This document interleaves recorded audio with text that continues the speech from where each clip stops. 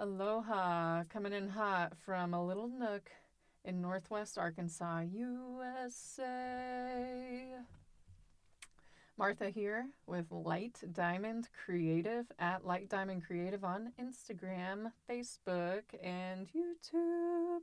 www.youtube.com/C/Light Diamond Creative. That's where you can find very exciting content, including art, science, spirit, and nature, biology. We've got a lot of content coming out, so make sure you're following on those platforms. Thanks for being here. This is the meditative audio series that is dropping every 4 days on the Light Diamond Creative YouTube channel. A few episodes have dropped already. We kicked this thing off on February 1st, people. There have been 4 episodes that have dropped already. If you haven't listened to them, I highly recommend it. We're talking about the science of meditation. We're talking about the 9 chakra system of Buddhist origin that has been traditionally passed down to yours truly, and I'm now sharing for your benefit. Check out those episodes 1, 2, and 3. Again, talking about the science of meditation, talking about the root chakra. We're kicking it off with the root chakra. We got to be grounded before we get the keys to the kingdom, the queendom at the crown, you know what I'm saying? Got to get the anchoring in happening first. So talking about the root chakra information in episode 2. We also get into a short root chakra meditation in that session. And then the 3rd episode is a deep dive discussion about the root chakra. No meditation in that one, just informational discussion based. It's a really great episode. That one drops February 8th, and episode 4 drops February 12th.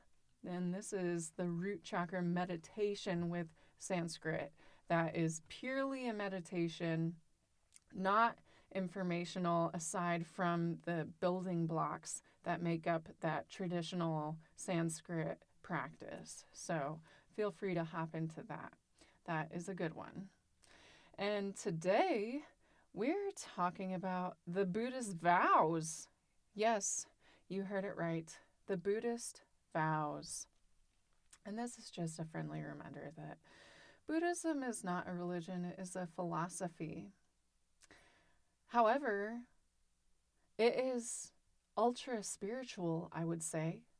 The philosophies offered by Buddhism have a, we'll say, scientific and magical effect on the human psyche. And by having this magical effect, we're able to tap into a lot.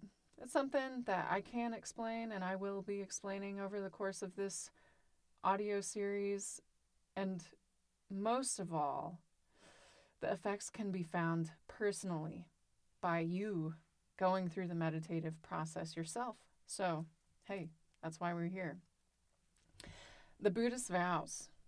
What are the Buddhist vows?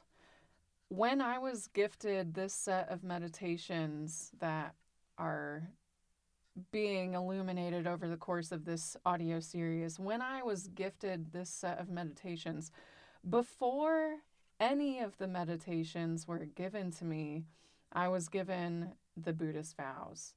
Now, I am not traditionally religious, and I have not been at all for any of my life. I've grown up in the Bible Belt with, we'll say softly and gently, I've grown up with the Baptists. If you are Baptist and you are listening, I'm not saying, well, no, I am saying, I'm sorry. It's too strict for me. It's ridiculous. Gay people are going to heaven, and a lot of them are going before the people that are not gay. Okay, I'm just going to say that. So yes, I have problems with some of the other approaches. That's why I do not prefer them. Okay, so if you are Baptist and you are listening, I love you. It's not you, it's your religion. I know a lot of Baptist people. I love them. It really doesn't matter if you do not prefer Buddhism. But hey, this is the subject that we're on and what we're going to cover today. And I think that you will find, as I have found, that the Buddhist vows actually have a lot of layover with other religious scripts, including the 10 Commandments. You'll see here for yourself. So I'm going to list them off. There are 5 of them that I was given. I'm going to list them off, and then we'll take a little deep dive into each of them, keeping this episode at a reasonable length, under 25 minutes. Buddhist vow number 1. I vow to refrain from destroying living creatures. Wow. It kind of reminds me of thou shalt not kill. I would like to remind all of the Christians about that one. No hard feelings. Buddhist vow number 2. I vow to refrain from incorrect speech. If it is not productive, kind, or true, it is not worth saying. Yes. Buddhist vow number 3. I vow to refrain from sexual misconduct. Both parties must agree to terms. Buddhist vow number 4. I vow to refrain from taking that which is not given. Thou shalt not steal. And finally, Buddhist vow number 5. I vow to refrain from intoxicating drugs and substances that lead to carelessness. Now, I will preface all of this by saying that just because I'm sharing this with you does not mean I am perfect. I'll be sharing more about that as we get into discussing the vows. And I was asked the other day, hiking with a friend, do I consider myself a Buddhist? Do I call myself a Buddhist? And this is my answer. I like to be not under the label of very many things at all. So I do not call myself a Buddhist, although I do say that I practice Buddhism. I practice meditating. There is a certain amount of detachment because healthy attachment and detachment is one of the practices, is one of the philosophies of Buddhism. So I think that someone who does call themselves a Buddhist would appreciate that about me, that I am unattached from the label of being called a Buddhist. Oh my gosh. But hey, your girl has profoundly benefited from Buddhism practices, including all of the meditations that have been given to me. And I do align with the Buddhist vows. There's some gray area, but we'll get into that. Okay, let's dive a little bit deeper into Buddhist vow number 1. Do you remember what it is? I vow to refrain from destroying living creatures. Pew, pew, pew, pew, pew. Wow. Wow is all I have to say. I mean, first off, this is one of the 10 Commandments, thou shalt not kill. Yet many who would say that they are Christian do not abide by that rule. I'm talking about killing on a massive scale, such as war. I'm talking about killing the little ladybug that's crawling across the window, the spider in your car. Okay, there are levels to this. One of the things about Buddhism and its philosophy, as I interpret it, is that the mind is a powerful place where we can contemplate ideas before fully accepting or rejecting them. We can be in a space of evolving thought without attaching too much or too little to it. There can be a sifting period of exploring an idea and going down the road of the idea if we choose to, and then coming to another realization of that meaning. What does it mean to not destroy a living creature? What constitutes as living? What is alive? So I invite all of us who are participating in this podcast to get into that mode of thought exploration without overly identifying before we really get a feel for what does that mean? What does that idea mean? And what does it mean relative to where I am on my journey right now? What is alive? This is coming straight from me. All right, because I've gone through the contemplative state, and I've clarified a lot of things for myself by exploring Buddhist vow number 1. What is alive? Everything. For me, everything is alive. Everything is alive. I mean, now I am a biologist, so there's biotic life and abiotic life. Biotic life being the life of an organism, whether that organism is single cellular or a superorganism like a human or a dog or a horse or a tree, where that organism is actually made up of smaller organized organisms that create the whole, which is the superorganism. So that is on the biotic side. And then we have the abiotic side, which is the rock under the tree, or the microphone that I'm talking into right now. The sunlight has been classified as abiotic, although I think that might be a misunderstanding of contemporary science. You know, we'll explore that at another time. In any case, from my perspective, it is all alive. All of it is alive. This is life that is around us, that we are experiencing.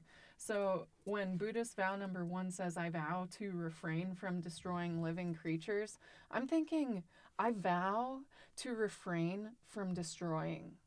If it is all alive, if it is all life, I vow to not destroy or harm any of it. This is where the no harm concept comes into play. I'm not going to harm this microphone. I'm not going to treat it poorly, okay? I'm not going to harm the rock, although one would think that that might be hard to do because they're so hard. I'm still not going to harm it. In fact, I think a rock would prefer to be thrown. That might even help it, but that's an entirely different discussion. I will not harm. I will not destroy. This can come into the perception of directly harming and directly destroying.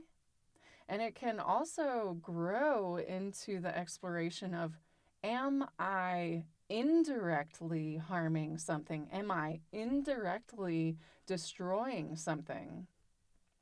And when I personally, Martha, explored that,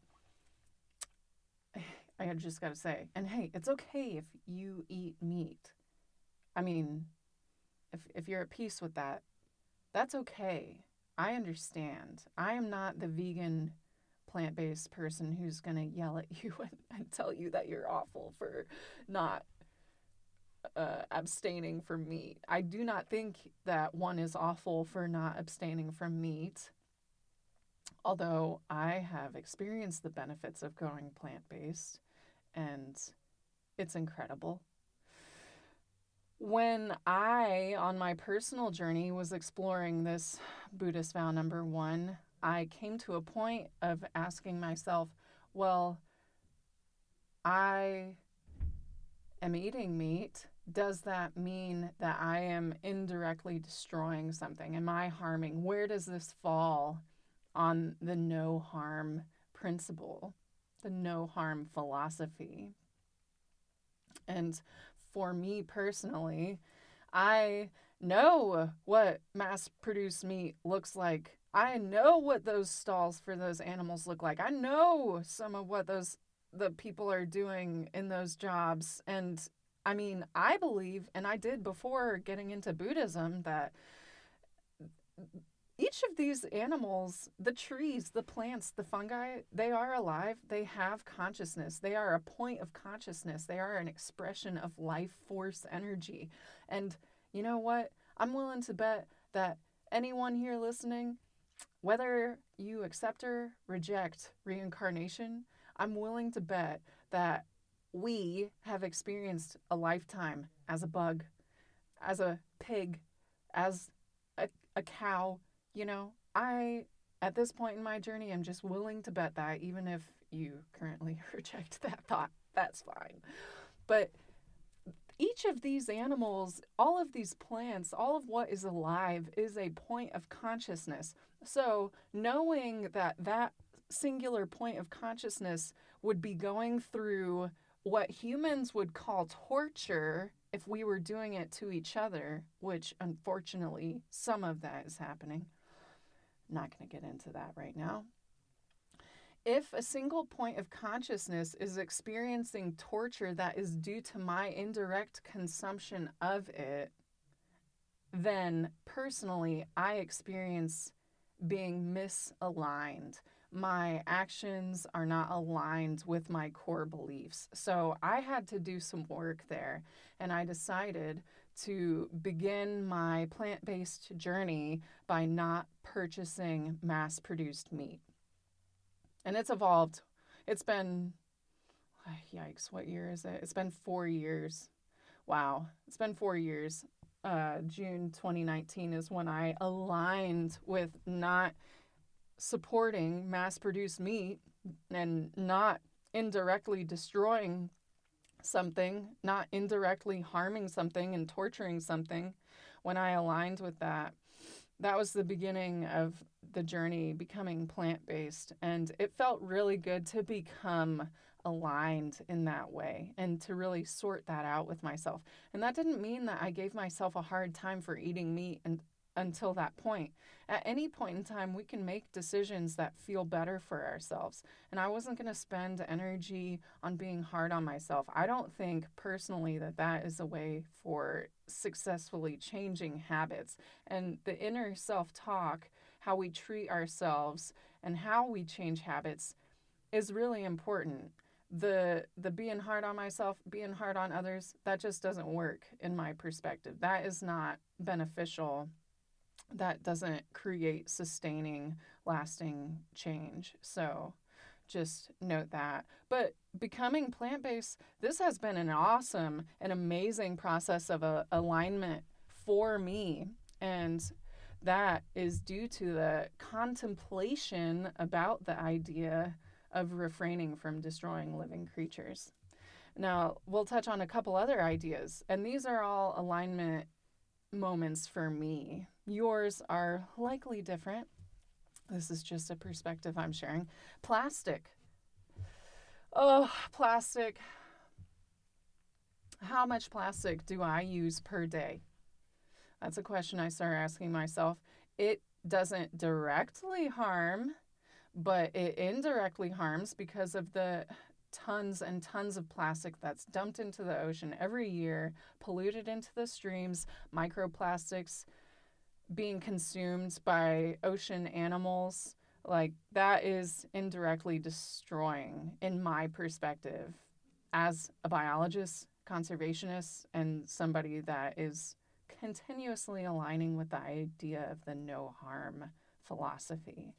Plastic. So that means, no, I need to limit my use of plastic. And when I have an opportunity to get something that does not come in plastic, I'm actually going to change everything about my consumption to things that do not come in plastic. I don't buy produce that comes in plastic. I don't use plastic bags. I don't use plastic water bottles. And that is a whole huge change in consumptive behavior that any one of us can make at any point in time that will align each of us with or toward a no harm way of being, which, by the way, the future, if you want it to not look like crap, this is one of the ways we can make that happen, okay? By aligning with the no harm policy, coming into harmony with the environment, not just organisms, plants, animals, but Gaia at large, harmony with her, no plastic. And then the cutting trees thing. Hey, no cutting down these trees. We can't do that anymore. We cannot take up green space for putting more buildings up. I'm sorry. We can't.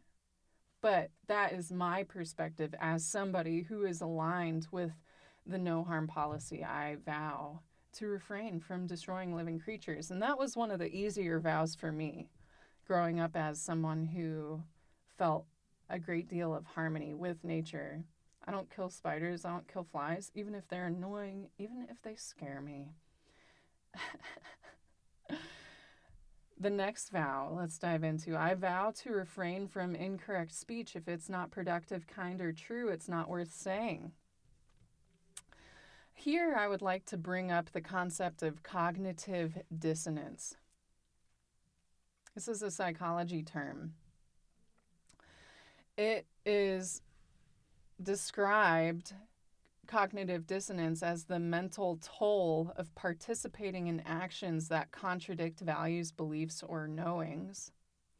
It's like the internal world and the outward, external, not matching up. I believe this thing, but I don't do this thing. I speak this thing, but I don't follow through.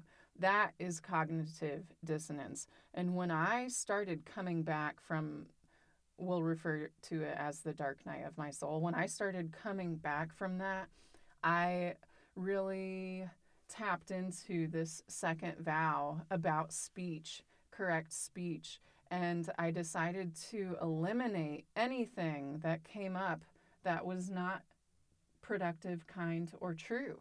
And this got me on a journey of asking, what is true? What is true?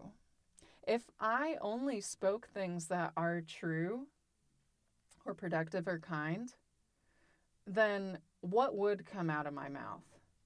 And I'm not saying I had bad habits before, but this definitely cleaned it up. Because I was at a point of really not sharing what was going on with me internally. And because of that, the external world just was so mismatched that it was really uncomfortable. So I figured if I tuned into proper speech as described by this vow, then I would really benefit mentally and emotionally. And now, all these years later, I see this correct speech being a throat chakra experience, a clearing, a cleaning, an expansion of the throat chakra.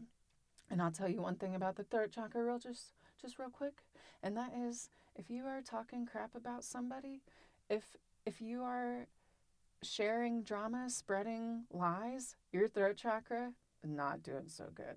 Okay. Those actions really mess up the throat chakra. So I invite all of us to shed that stuff, drama, lies, from ourselves and just not even participate, don't even speak on that stuff, because that is a whole energetic mess right there. Incorrect speech. Incorrect and correct speech. This cognitive dissonance is the space where knowing, doing, being are not all matching up. And I would call alignment the movement of those things into a coherent energy where it all lines up. The internal space lines up with the thoughts, with the words, with the actions, with the external environment. That all has to do with the second vow In Buddhism, I vow to refrain from incorrect speech. If it is not productive, kind, or true, it is not worth saying. And I invite you to explore that yourself, because you will see a shift in your reality. And you'll really be aware of when other people are using speech incorrectly, quote unquote. And for me, what I experienced is really disengaging with that type of behavior on a level of literally moving out of the space. Somebody talks on that, I don't even comment. Maybe sometimes I will, to try to change the subject, but most of the time it's not worth even investing that energy, because people are going to do and say what they do and say until they come up to a moment of recognition or realization or whatever it is. So I would rather just disengage and leave the room entirely. I would rather spend months by myself than engage with people who talk crap. And that's a fact, because I've actually done that. Okay, let's move on to the third vow. Let's discuss this vow. You probably hear the turning of pages. Yes, these are my extended notes. Make sure I'm giving you all the good stuff. Oh, I do want to touch on, though, with correct speech in this vow. This journey, it is so cool, because finding out what is true and using speech truly really gets one to begin analyzing words differently. Looking at words and what they really mean, and seeing that we don't use them on a societal or cultural level. We don't really use them appropriately. And, that's pretty important, to use words correctly. So getting back to using individual words correctly. For example, this is one of my favorites. I'm changing the world with this perspective right here, with this epiphany that I had by exploring truth and speech. The linguistics. Example, the word mankind. Hey, men, if you're listening, this is not a undercut of you personally. This is to illuminate how frequently we use this word, mankind, and how inaccurate it is. Because oftentimes when we use the word mankind, or when we hear others use the word mankind, they're referring to the entire human race, and 50% of it is not man. And this is something that affects many cultures. We can see that in the Hispanic culture as well. When someone refers to a group of people as ellos, which is guys, even if that group includes females. We can see that in our culture too, here in the USA, in English. When we call a group of people that include women guys, it is such a bad habit. Well, in my opinion, it's a bad habit. We'll just call it a habit for now. This is such a habit amongst our culture that we will even call a group that is made entirely up of women guys. Hey, guys. They're all ladies. They're like 6 ladies. Hey, guys. And I must say that this pattern of speech perfectly reflects the effect of negative patriarchal behavior, because it does not even recognize the existence of the feminine. It does not even address it. And this happened in culture, right? The men did not address the women. The women were not addressed. Okay? So what? Over hundreds and hundreds of years, maybe thousands of years, we've gotten in the pattern of not addressing the feminine. We'll just call whoever guy. We'll save mankind. Okay, well, as someone who practices true speech, when I hear these movies coming out, we gotta save mankind. I'm like, all right, What about the other 50%? Apparently, it's only mankind experiencing these pains because the women aren't even addressed. Or maybe the women are doing the saving. So, when we observe that a word such as mankind is so inaccurately used so often, instead of pointing the finger and saying they do this, they use the word mankind, they use the word mankind, they use the word mankind, when really they mean humankind. When someone does that, this is what I tell myself to get me through. I will not use that word inaccurately. I will only use the word mankind when I am addressing the male half of humans specifically. In other cases, I will use humankind. I'm not worried about what you're going to do. I'm going to focus on what I'm doing, because as I change my own verbal habits, then other people will hear me talk. And maybe someone will even ask me, hey, why do you say it that way? And I will spend 20 minutes on a rant telling them why. Oh my gosh.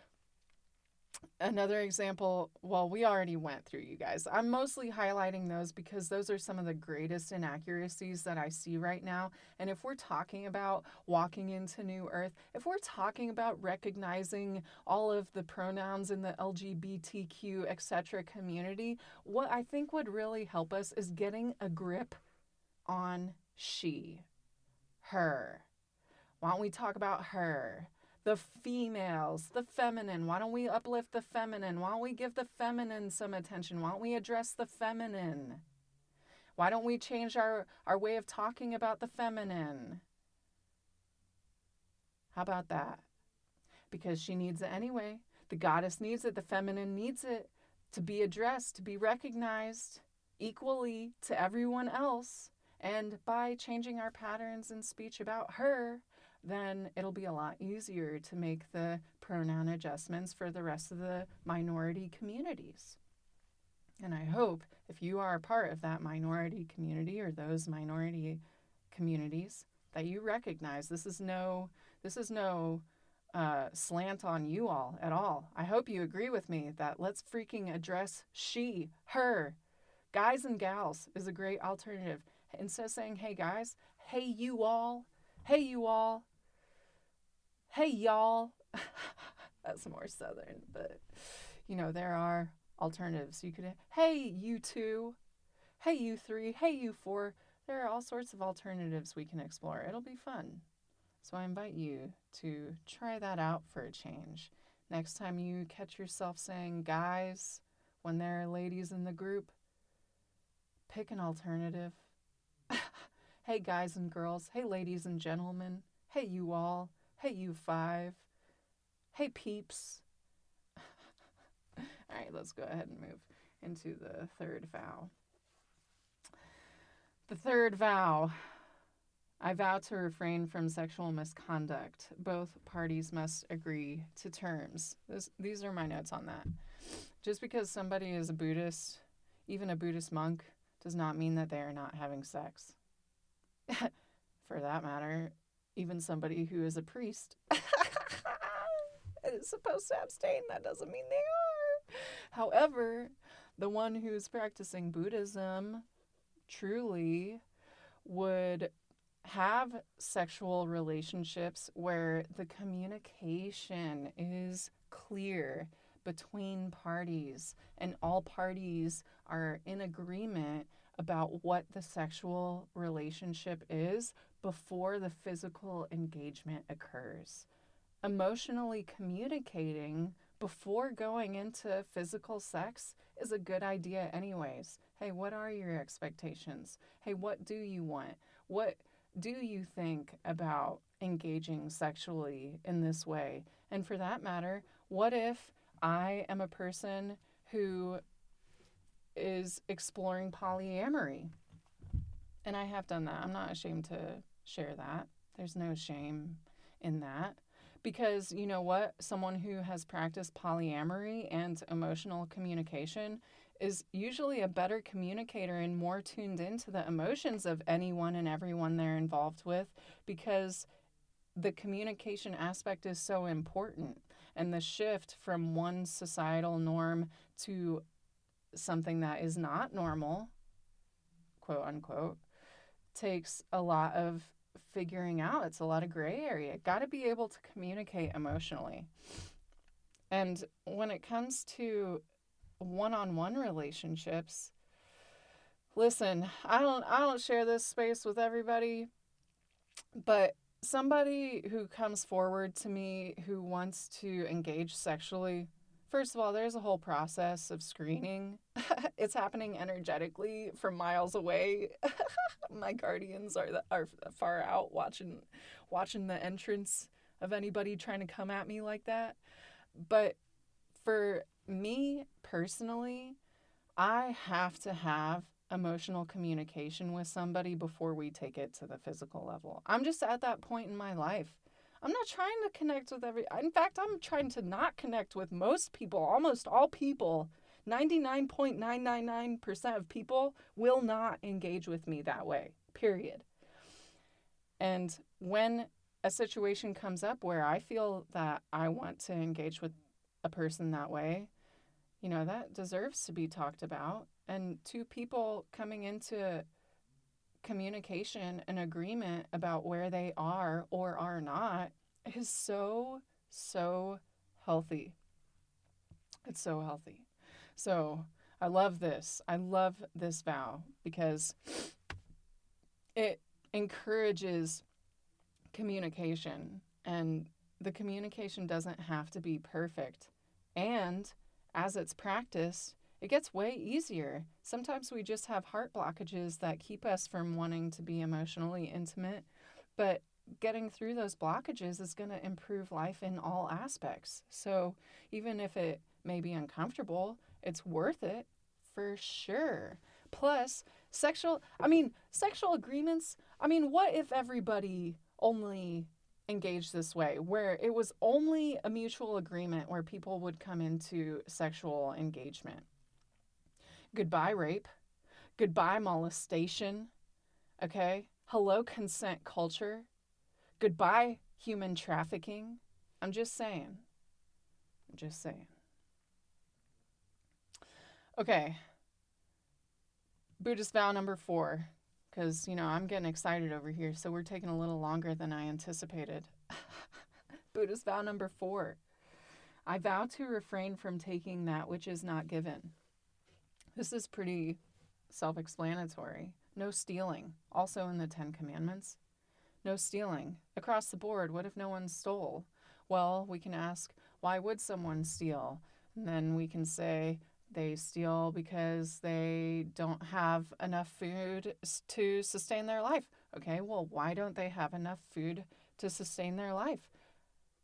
Because, I don't know, let's just blame the system. Okay, why is the system like that? Maybe the system is like that because it's mostly run by people who are thieves. How about that? Isn't that illuminating? So what if across the board there was a no stealing policy? And what if that was mostly because we were able to get out of lack mindset and we were able to share resources equally? That's a cool thought. That's some thought exploration within the vow of not taking things that are not given. And I love the phrasing of this vow too, because it talks about things being given. Things do get given. We don't need to steal. Maybe we feel that we need to because we don't have the friends that we need who would give us that thing if we had the friends. And then we ask ourselves, well, why don't we have the friends? Well, maybe it's because I'm a shithead. And and so I should work on being a better person anyways. Why don't I start with not stealing? Oh my gosh. I'm just kind of cracking myself up over here. Let's go ahead and move to the 5th vow. This one, Oh, I have to admit, maybe this one is the more difficult of the vows for me. I vow to refrain from intoxicating drugs and substances that lead to carelessness. And hey, I'll be clear, I have used drugs minimally compared to most people I know who are transparent about their experience. I have experienced the loss of a partner because of drug abuse, and so I find this vow to be very important because hardcore drug use can lead to carelessness. It says, I vow to refrain from intoxicating drugs and substances that lead to carelessness. I think that part that says that lead to carelessness is really emphasized in my point of view, because there are some, I've definitely lessened the amount of alcohol. I have abused alcohol in college. I definitely abused alcohol. However, now I rarely ever drink it because it really does not enhance my life experience at all. And I've identified it as a really poor coping mechanism that a lot of people use. So I'm really not drinking. I do legally smoke a little ganja. I've got a card for it, okay, people? I've experienced PTSD and back pain. Now, because of years of practicing meditation, I do not currently exhibit the negative effects of PTSD like I did then. I think I'm in the clear now. Only the gold nuggets have been taken from that experience, those experiences. And my back pain is a lot better because I practice yoga daily or almost daily. So I recognize that I use, because I think it's more recreational at this point. I try not to use it when I'm feeling bad because that connects these neurological and chemical wires that associate whatever feeling it is, like anger, with the use of the drug. Those chemicals get tied up. If you keep using something right after you feel angry, well, that's really strengthening the addiction. I am very aware of addiction, and in my own personal experience too, not just other people's addictions. I've been addicted to nicotine too. So I'll just say that, as I've explored mentally and through my life the refraining from intoxicating drugs and substances that lead to carelessness, and I've really emphasized the lead to carelessness point. I just decided that, I'm never going to do an amount of something that makes me not care. And it would probably take a lot to make me not care because I care a lot about a lot of different things. However, I vow to refrain from using intoxicating drugs that would lead me to carelessness by amount or in general. I will never engage with a substance that would lead me to being careless. And just another note on the drug use, I've experienced times where I have abused a drug and my spirit is no longer present in my body. And I do not like that feeling. When I'm in that mode, I am being careless. And I care too much about my own physical, mental, emotional, spiritual body at this point to do that to myself. But I have definitely done that in the past. And you know what? Meditation, these practices I'm sharing over the course of this audio series, has been an alternative coping mechanism, healthy, positive, that has kept me from feeling like I need to resort to something like a whole ounce of weed or a whole case of beer or a whole fifth of vodka. Ugh. I just, at this point, I'm really I'm pretty clean. I don't use tobacco anymore. I hardly ever use alcohol, but I'll smoke a little every once in a while. However, I don't get careless. That is the caveat. If it leads to carelessness, I'm not engaging. And these 5 Buddhist vows, it's not really like one day I'm one thing and then I sleep and then the next day I'm living all these vows perfectly. For me, it's been more of a process of getting better and better. And I think it is important to give ourselves that grace because it's a whole journey. That is this episode. Thanks for listening, everybody. I know I shared some personal information there. That's okay. Hope you took it well.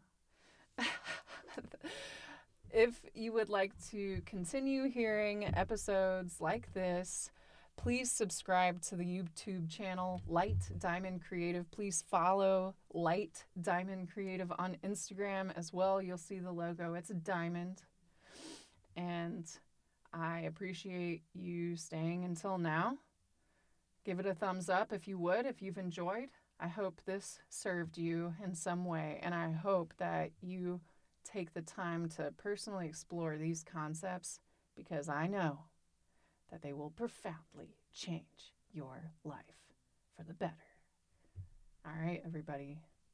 That's it. Martha with Light Diamond Creative. Until next time, peace.